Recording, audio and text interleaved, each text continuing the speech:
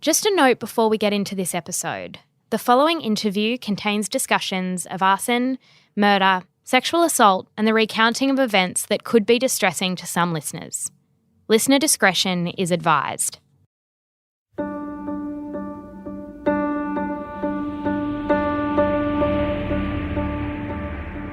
It was looking to be a warm, busy day when Tori Johnson arrived at work just after 6 a.m. on a Monday morning in December 2014. The 34-year-old was in charge at the Lindt cafe in Martin Place, and the lead up to Christmas was always chaotic, with customers purchasing gifts like the iconic chocolate Lindt balls. As he set up for the day, staff began to roll in, a food supervisor and a bunch of casual servers who balanced their hours with studying at university. At 7:30 a.m, the doors opened, and customers began to flood in. With Christmas decorations adorning the windows, the atmosphere was light and excitable. It was 10 days out from Christmas, and work was winding up for the year. Katrina Dawson was among the patrons, a 38-year-old barrister, accompanied by her friends and colleagues, Julie Taylor and Stefan Balafoutis. They were seated next to a woman named Louisa Hope and her mother Robin, and for a moment shared a brief exchange about how beautiful Katrina's shoes were. As groups of people ordered coffees and hot chocolates, and others sat alone, like 82-year-old former tennis champion John O'Brien, a dark-haired man with a beard and a baseball cap strolled in, occupying a table near the front doors. It was table 36. At first, no one noticed him. Waitress Fiona Ma took the order of a chocolate cheesecake, but when she later returned, he asked that he move tables.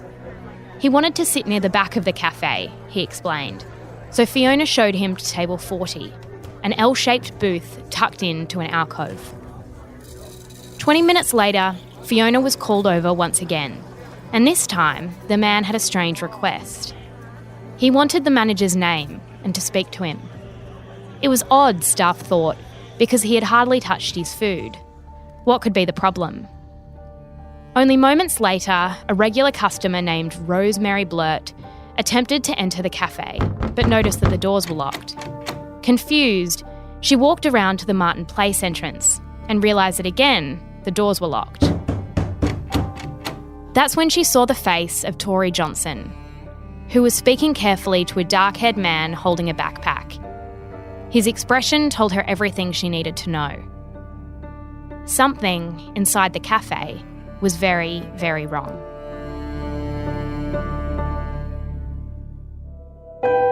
I'm Jessie Stevens, and this is True Crime Conversations, a Mamma Mia podcast looking into the world's most notorious crimes by speaking to the people who know the most about them. This is part one of a two-part series exploring the Sydney Siege with Deborah Snow, journalist for the Sydney Morning Herald and author of Siege. This is part one of a two-part series exploring the Sydney Siege with Deborah Snow, a journalist for the Sydney Morning Herald and author of the book Siege. Throughout this episode, we'll be discussing locations and people that are integral to this story. We've made photos of these available via the link in the description of this episode. Deborah has investigated at length what happened on December 15th, 2014, as well as the subsequent inquest. It's the 15th of December 2014 when a largish man with a beard and a baseball cap walks into a cafe in Martin Place. Who is he? We don't know for a very large number of hours who he is, but of course we now know that it was Man Haron Monis. Monis was an Iranian who had grown up in Iran, had been a teenager during the Iranian religious revolution, which had overthrown the monarchy and seen the Iranian clerics installed in power. So he'd worked his way up the Shiite hierarchy. He'd married into a very influential family, academically influential and religiously influential family in Iran. But then he had got into trouble in Iran, and it's not quite clear even now exactly what sort of trouble it was. It seems that he might have stolen some money from a travel agency that he was running, also that he might have been facing sexual assault claims there. He later claimed that he'd been working covertly for American intelligence, and that was the reason he had to flee the country. But in any case, he asked for a visa. He applied for a visa to come to Australia on business. He arrived here and then almost immediately claimed asylum. He'd posted a few Facebook statuses in the weeks leading up to that date on December the 15th, which had been sort of red flags for some people around him. What sort of content was in those social media posts? Well, I think we should wind back a little bit. From about 2007, he'd already been here for a few years by then. He was having problems in his marriage, but he'd become showing signs of increased radicalisation. So he had started to dress like an imam. He had started writing letters to political figures and warning about, Australia's lapse into degeneracy as he saw it. He had written letters to Kevin Rudd and the then Premier Steve Bracks, warning that the Black Saturday fires in Victoria were basically punishment for Australian moral standards. He had written harassing letters to families of Australian servicemen who had served in Afghanistan, and in some cases to the families of servicemen who died in Afghanistan. So there were all sorts of danger signals going off, and he was periodically looked at by the agencies, but never thought to. I think because he kept coming up on their radar so many times, they became inured to him in a way. However, in those last couple of weeks before the siege, the Facebook posts were getting more extreme and posting images of children who'd been slain in combat in the Middle East by Western allies.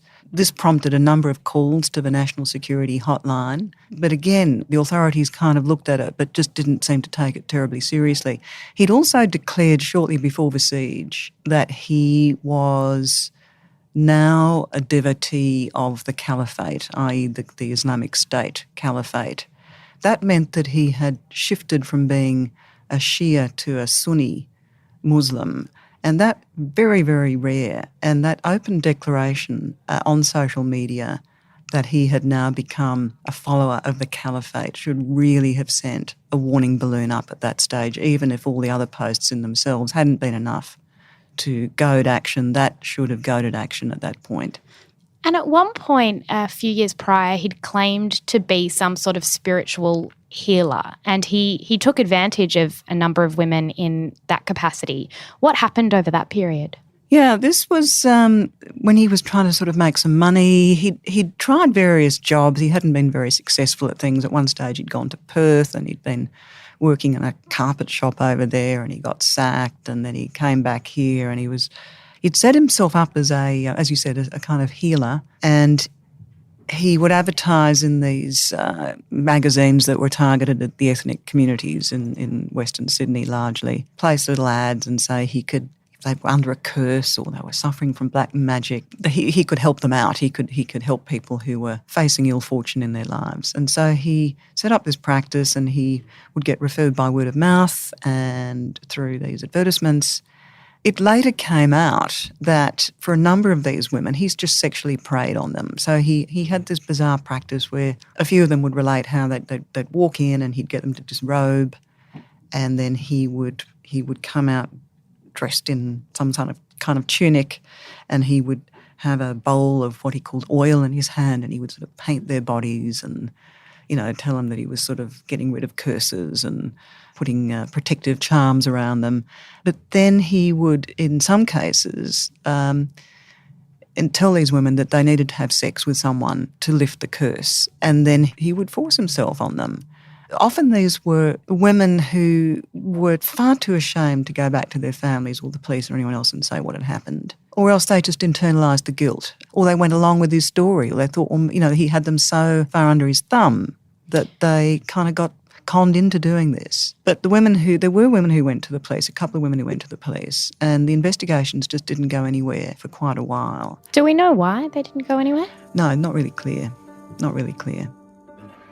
He would frequently advise the women that he would need them undressed, at least partially, but usually completely.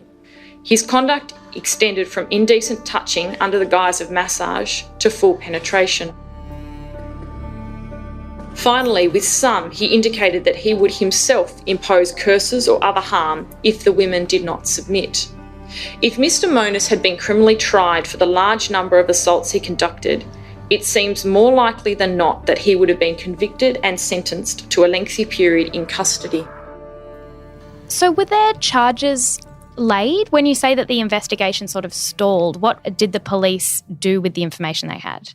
At least one woman went to the police in about 2004, but the investigation fizzled out, if there was one. It's just not clear from the police records what happened. However, the offences, his history in that area was reinvestigated after the murder of his first wife, which we'll come to in 2013. Police seized a number of files from his flat and found these records and photos and in some cases video recordings of what had been going on during his time as a supposed spiritual consultant. And so they did then charge him with some sexual assault offences in April of 2014, 6 months prior to the siege, and then they charged him with further sexual assault offences in October 2014, about 6 weeks before the siege. And so by the time of the siege, he had a number of legal problems, but this was one of them, that he was facing around 40 sexual assault charges. And you say this was one of them. The other significant charge that he was facing was in regards to his ex-wife who had been murdered. Her name was Helen Lee. That was the name the courts gave her. Yes, so that's a pseudonym. Mm-hmm. They had obviously, their relationship had begun years before. Can you describe his relationship with Helen Lee, sort of when they first met and what it was like in those sort of early stages? Yeah, so they met when she was a young student in about 2002, and he introduced himself as Mavros. Michael Mavros, I think, was one of the many aliases. He had a number of aliases over his life, and this was one of the ones he was using at the time. And he didn't reveal anything about his past in Iran. They seemed to have a fairly normal relationship at that time. She would bring him home to her family. They introduced him. She says they'd go to clubs and he'd dress normally at that stage. But he was also quite secretive even then. In fact, he was having relationships with other women at the time, but she didn't tweak to that for quite a while. She ended up becoming pregnant, and he really didn't want anything to do with the pregnancy or the child very much, and he was becoming quite abusive towards her. And yet she didn't completely break it off. Then there was another pregnancy, and Monis by this stage had become completely domineering and controlling and was starting to adopt much more strict practices around his dress, the children's dress, prayer, spending hours on computers. He was also using force against the oldest child, and the kids were getting increasingly fearful, and so was she. When the scales really started to fall from her eyes was in October 2009, and counter-terrorism officers turned up on her doorstep and started asking for this person called Sheikh Haron. This was another pseudonym that he'd been using. She'd never heard of this name before, and this was when she discovered that he'd had this whole other life in Iran. They took away laptops and religious texts and video cassettes and things from the house, and one of the female counter-terrorism officers said to Helen Lee, "You should keep Monis well away from yourself and from the boys," which turned out to be chillingly prophetic given what happened to her. While with Helen, he was involved in a number of relationships with other women, and eventually he met Amira Drudis, and her family started to notice some quite worrying changes in her behaviour. What sort of effect did he have on her? When he met Drudis, she was Anastasia Drudis. She was a Greek Orthodox background.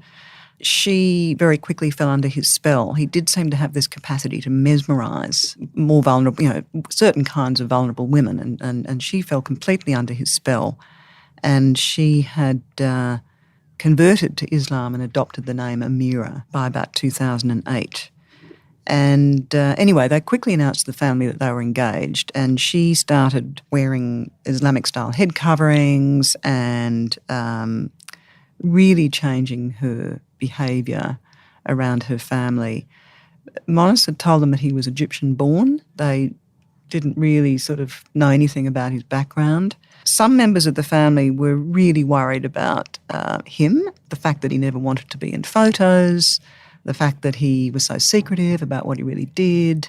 They had a bad feeling about him, but Amira's mother would reassure them and say, oh, that's just his cultural way, and so she endeavoured to, play down the family fears. But Amira was getting drawn heavily into Monis's activities, his social media activities, these videos that he asked her to make in which she would issue these warnings to the West about the war on terror and really, really quite vehement language against the West's activities in the Middle East. At one stage, in one of the videos, she sort of called Barack Obama an apostate. She finished that particular video message with the words "finish it" and was making this sort of stabbing motion with her hands. So the tone of those videos that he was setting her up to make was really quite threatening and worrying.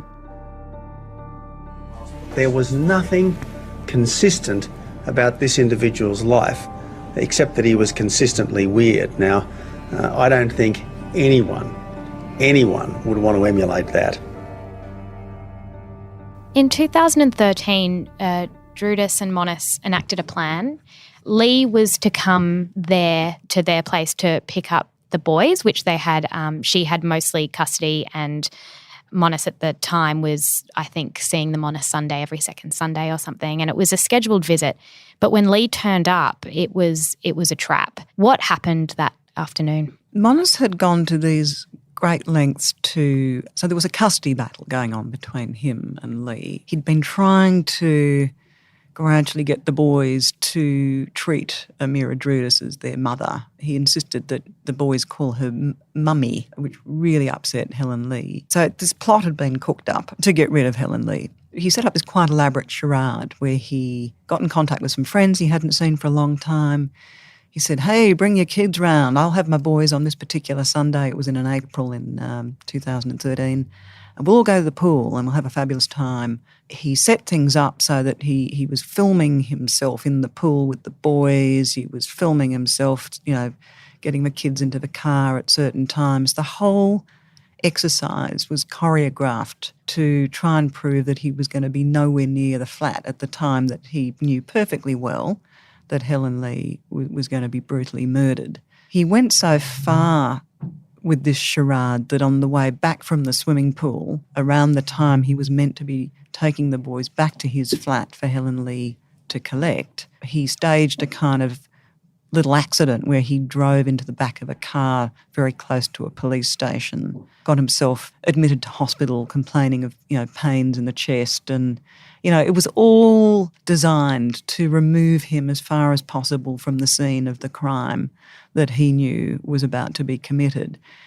Helen Lee turned up at the flat unaccompanied because Monis had previously threatened her boyfriend to never come with her to the flat. They'd had a contretemps a couple of months earlier. So she turned up unaccompanied and she walked up to the flat, and the next thing neighbours heard this horrific screaming, and one of them cautiously looked out and could see Lee being stabbed multiple times by what he took to be a female in Islamic dress, and then an attempt was made to set the body on fire, and then the woman fled.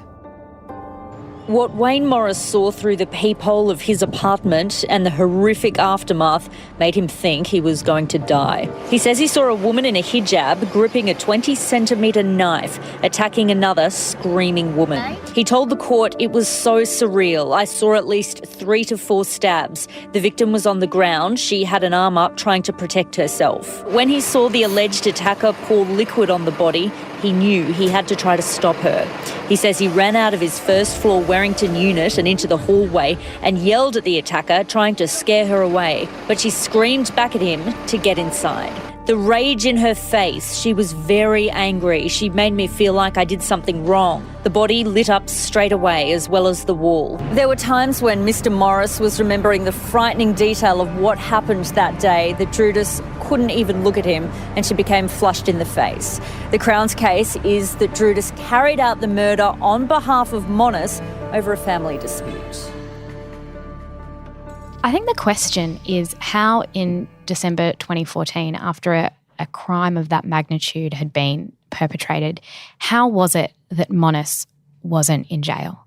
Eventually, after several months of investigation, the police concluded that Drudas had been the unidentified female attacker, that he had orchestrated the murder, and they were both charged. And he was briefly in jail after that, but then owing to a series of misunderstandings and also a failure to match up Commonwealth and state police records. So the police and the magistrate were not aware that he was also on bail for these offences Commonwealth offences related to pestering service families with letters. I think, these letters to the families of dead servicemen that he'd written blaming their sons for being in Afghanistan. So he was already on bail for those, and that information didn't make its way through to the state authorities. And there was a very poor performance put in all round by both police and the Office of Prosecutions. He just got out. He managed to get out after a few weeks.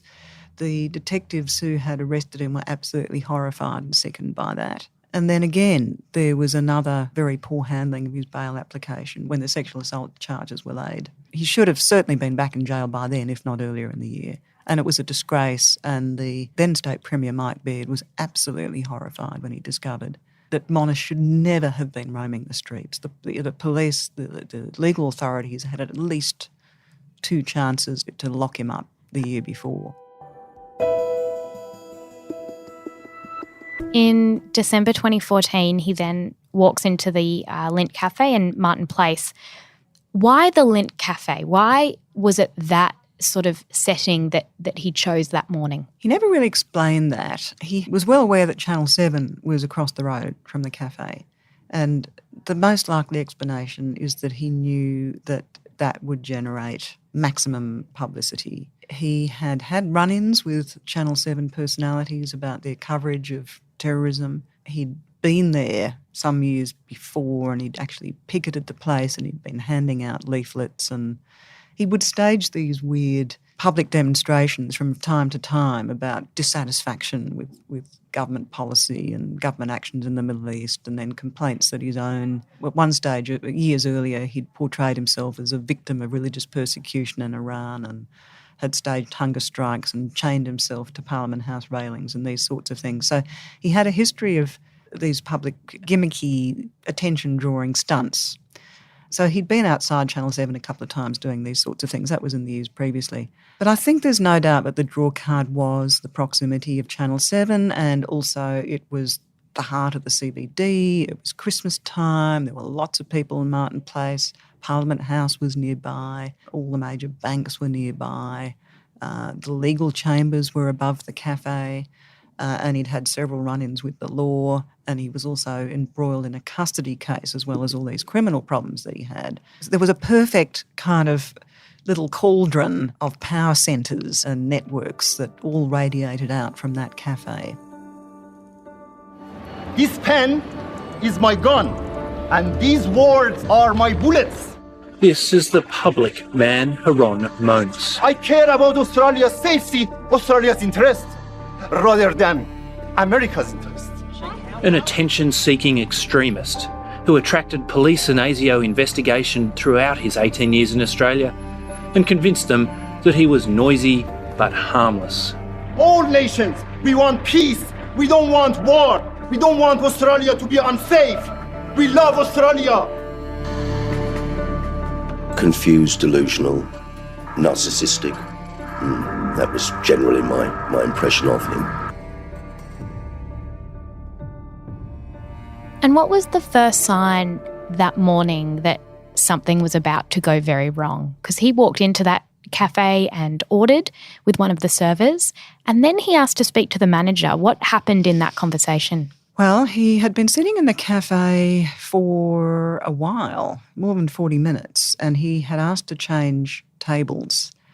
He ended up sitting at a table that was near the rear doors of the cafe. The rear doors of the cafe opened into an antechamber. They didn't open onto the street. He had withdrawn, it was a little table at the back, And he got one of the waiters to bring the manager, Tori Johnson, over, and he sat Tori down and he said, I want you to lock the cafe, and I want you to ring emergency, and I want you to read out this message, and you've got to tell them that this is the start of an Islamic State attack. My brothers have planted bombs at Circular Quay and a couple other places around the city, and the Prime Minister needs to talk to me, and you've got to follow orders now. Lock up and pick up the phone, and this is what you have to read out. And he gave him a note that he had to read out to the 000 operators. And it was an agonisingly long call because the operators were having trouble getting their heads around where was this cafe, what was the address, what's going on. And the call was recorded, and then it was later played during the inquest, which was a terribly awful moment for Tori's family to have to listen to that. The staff were told to lock the doors. Then after delivering this message to Tori, Monis had changed his clothes a bit. He had on sort of camouflage trousers. He'd put on a headband around his head, wristbands, and he had pulled a gun out of a large blue shopping bag that he had with him. And then the attack was underway from that point. We've just started to see some shots on our screens of hostages inside the Lindt shop there. I should say these are not live pictures. These were taken shortly after, I think they were about 10:30 onwards. This is a difficult day for everyone that's involved in this particular operation. I can confirm for you that we have an armed offender in premises holding an undisclosed number of hostages in the city, in the Martin Place area.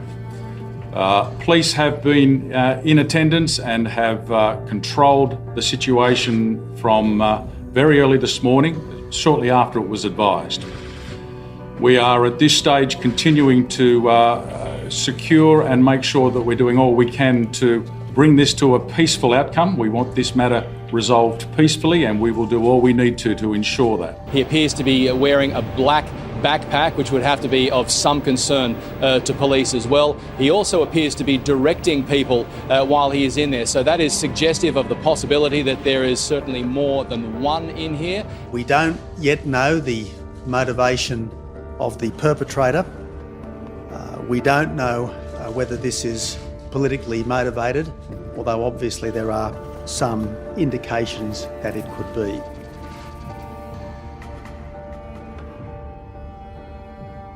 How many people did he have hostage in the cafe once those doors were locked? He had 18 people, and some people only narrowly escaped being in the cafe. For example, the police commissioner's wife and daughter had been in the cafe an hour earlier. They'd come into town early to do Christmas shopping. There was one woman called Rosemary Burt who later recounted how she was rapping on the doors trying to get in, couldn't work out why it was closed. Behind her was a man with 2 young children, so there could easily have been young children in that cafe. The Premier and his ministers and police guard were often in the cafe. There were so many close calls. What ifs. So there were 18 people in the cafe at the time. As the afternoon went on, did it become clear what his specific demands were? What did he want from the people? And when you hold people hostage, you're trying to bargain for something. What did he want? So just to come back to the people in the cafe, so there were 8 staff and 10 members of the public. We'll come back to them. What he wanted to talk to Tony Abbott. He wanted to go on air and discuss with the Prime Minister on air the fact that this was an Islamic State attack. He wanted it known that this was an Islamic State attack.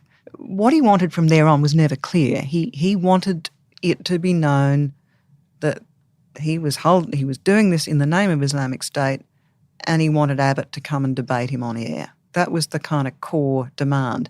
And then later there were little sort of supplementary demands that came in. Someone rang in. They were listening, I think, on and off to Ray Hadley on 2GB.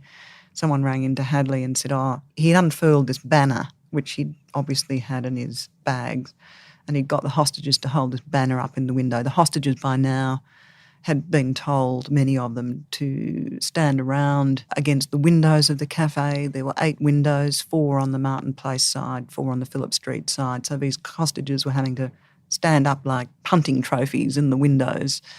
and two of them were being told to hold up this banner, which was in Islamic script. Someone rang into Ray Hadley and said, that's not an Islamic State banner, that's the Shahada, the Declaration of Islamic Faith. And so Monis heard this, and so then he started to demand an Islamic State flag, because he's kind of thinking, well, they're not really believing me, I need the proof, so get me an Islamic State flag.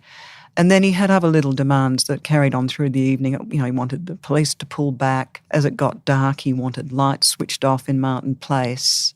But the core demand was always he wanted the nation to be told on air that this was an Islamic State attack, and he wanted Abbott. He increasingly felt frustrated because he could hear by the monitoring they were doing of broadcasts inside the cafe, he could hear people like the police commissioner, the premier and so on, obfuscating about what his demands were.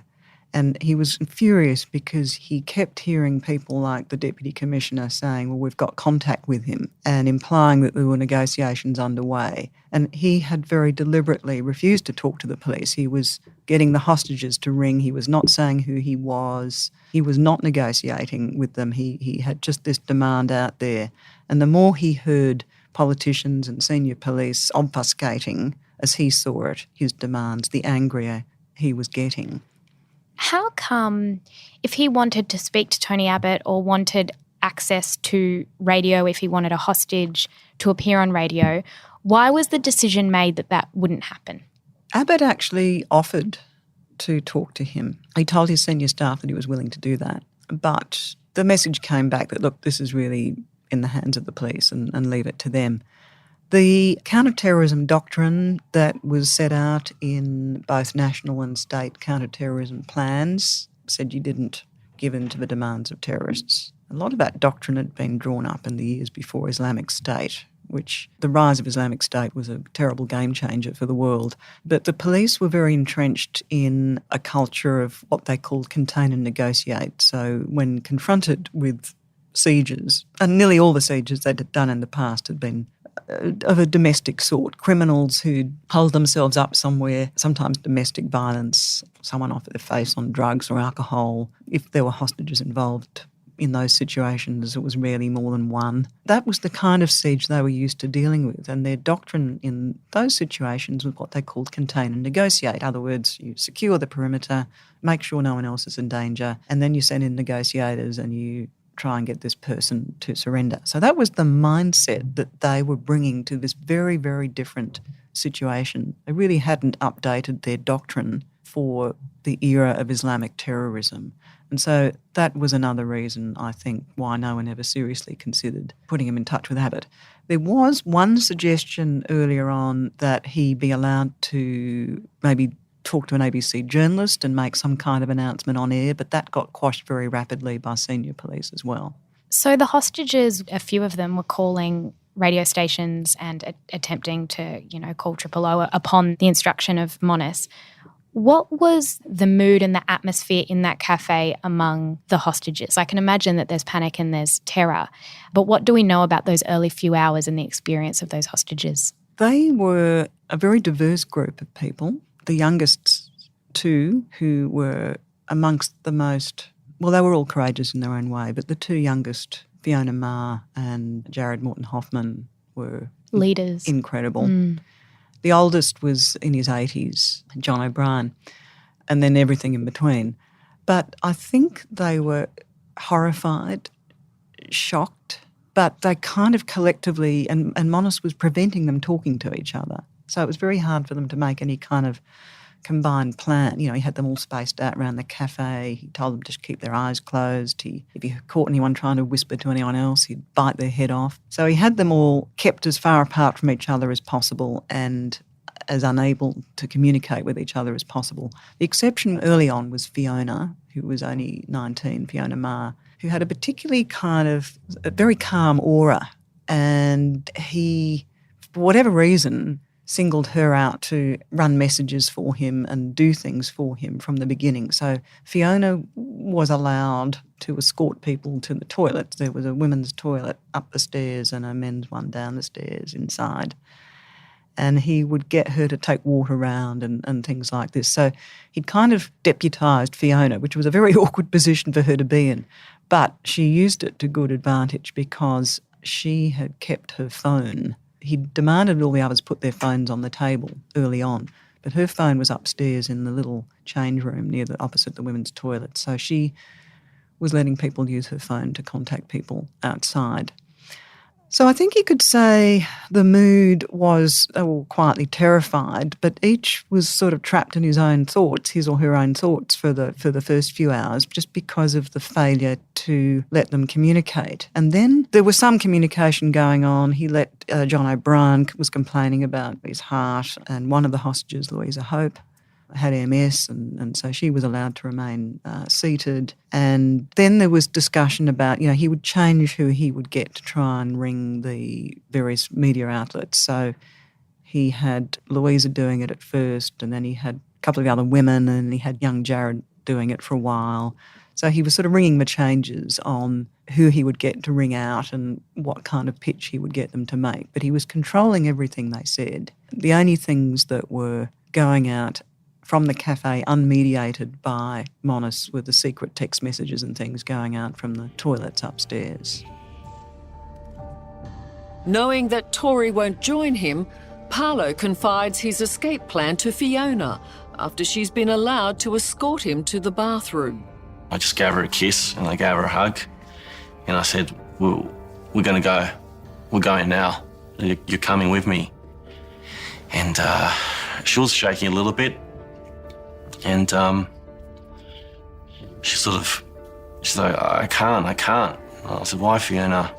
Why? You just got to come on. I tried so hard. I can't leave people behind because I wouldn't be able to live with, the guilt if something, happened to everyone else. So, I made the choice to stay behind until, the very end. I want to move on to that first escape, which was orchestrated by two men who saw an opportunity. What happened there, and what was Monis's response to it? So this was about mid-afternoon, about 3:30. So they'd all been there for about 6 hours by then, or a bit longer. The two men were John O'Brien in his 80s and a barrister called Stefan Balafoutis, who had come into the cafe with two of his close friends, Katrina Dawson and Julie Taylor, who were also barristers. And they worked in a chambers not far along from the cafe. The cafe really was in the heart of Sydney's legal district because along one side ran Phillip Street, where many of the main legal chambers of the city were situated. So it was a favourite haunt of barristers. And there were barristers' chambers in the offices above the cafe as well. So Stefan had come in with his two friends, and John O'Brien had come in because he was seeing his doctor up the street at Sydney Hospital. These two men ended up standing quite near to each other, near the front, and John had seen that there was a gap between the wall of the cafe near the front door and a kind of sort of like a welcome, I think it was a Perspex panel, welcome panel. And he could see this green button near the front door, and he was thinking to himself, I wonder if that green button does anything. And at one stage he went to the toilet. Fiona took him to the toilet and he asked her if she knew what it did, and she wasn't sure. Anyway, he was getting more and more worried about, he had a wife and daughter with medical problems at home. He was pretty determined that he had to get back to them and he had to make an attempt at escape. And so Monis, I think, must have been distracted. I don't know quite how he chose the moment, but he made a lunge, managed to squeeze through this gap, reach the green button and get out the door. And Stefan Balafoutis, who was close to him, quick as a flash, followed suit. It was a bit harder for him to squeeze through the gap, but he managed it. Those two were suddenly out, running outside the cafe down Phillip Street. Almost straight afterwards, a third hostage, Paolo Vassallo, who was a Lindt cafe employee, he was standing on the other side of the cafe but close to the kitchen. And what he knew and what many of the other hostages did not know was that there was a special little fire door that you could access from the kitchen that also led out onto Phillip Street. And Paolo, when he saw the other two running past, he had infant daughters at home. He took the opportunity, smashed out through that door. So suddenly there were three of them out. And Monis was, first of all, he was completely thrown. All the other hostages were taken by surprise because none of this had been discussed, obviously. They weren't talking to each other. And then there was uproar in the cafe. Monis was shouting and he grabbed Louisa Hope and hauled her to her feet and he had the shotgun in her back and, who helped them get out and accusing them of helping the police and thinking the police were... There was absolute pandemonium. Jared in particular took the lead in trying to calm him down and saying, no, not the police, not the police. None of us knew this was happening. They gradually calmed him down, and Monis actually, at one point shortly afterwards, turned to them and said, well, you've got to thank Jared because if he hadn't sort of explained things properly to me, I would have shot someone. So that was really the first significant act by Jared. He wants to make a deal. So he says, all right, if anyone else runs, I'm going to kill someone. Deal? And so everyone's like, yes, deal. And he goes, this isn't just for me though, because if you run, you're the one that's going to get blamed and sent to jail because you killed someone. If someone else leaves, someone dies. It's an eye for an eye. And yeah, so the stakes just got a lot higher after those first 3 left.